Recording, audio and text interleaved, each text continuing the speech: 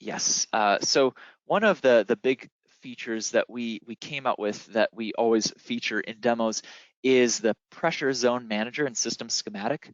So I'm gonna let's see. One quick comment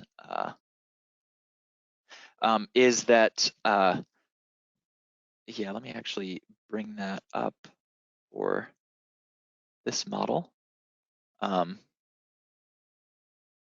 So I have a separate model that shows this a little bit better. So not all models have many pressure zones. Sometimes, depending on where you live, water distribution systems in the US and North America can look pretty different. But depending on where you are, if there is a bit of topography, there's probably a lot of different pressure zones, and they can play a big role in how you interact with the model. And so this icon is the system schematic, and this will create a schematic view of your whole network according to not the geographic layout, but the actual elevation layout of your model. So it traces out each pressure zone, and it draws a box based on the range of elevations within the junctions of that pressure zone. And then I can click on a particular box and it will select and color and highlight it. So that is pressure zone 14, and you can see it's kind of up in the mountains. There's some pumps and tanks that are associated with it, and I can actually see those boundary elements. If I select this tank, it will zoom to that tank, and indeed this is not an elevated tank, but it's kind of like an on the ground storage tank because it's already high enough elevation, so it doesn't need to be elevated. But this can be a really helpful way to interact with your model according to pressure zone and according to the elements that are boundaries to pressure zones.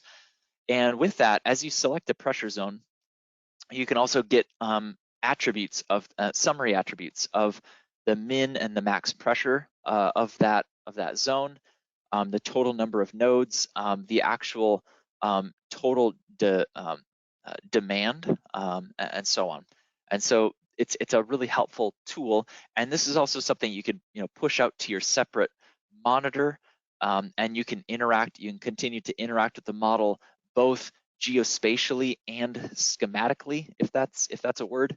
You can also switch it to connection view if you want to see more broken out on connections, and so on. And so the way that you get this whole schematic view is to use our tool, which I'm going to switch back to my simpler model so I can more nimbly run through the process.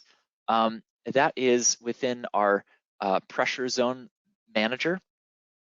Let me look at the time. All right, I'm going to try to speed up here. So pressure zone manager is something that can trace out your different pressure zones. And I'm going to go through it from scratch. This is helpful in that usually pressure zone boundaries is where you can have issues with a model behaving properly. If you miss one of those check valves or closed pipes, it could throw off the behavior of your model. And so this will actually trace out your zones based on closed pipes and valves and so on. So definitely helpful to have this tool dynamically set up with your model.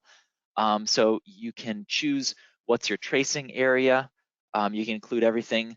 You can also choose which elements you're going to ignore. So in this case, I have 2 pumps that are going from a groundwater well. So I don't really want a 1 node pressure zone. So I'm going to exclude those pumps from that zone.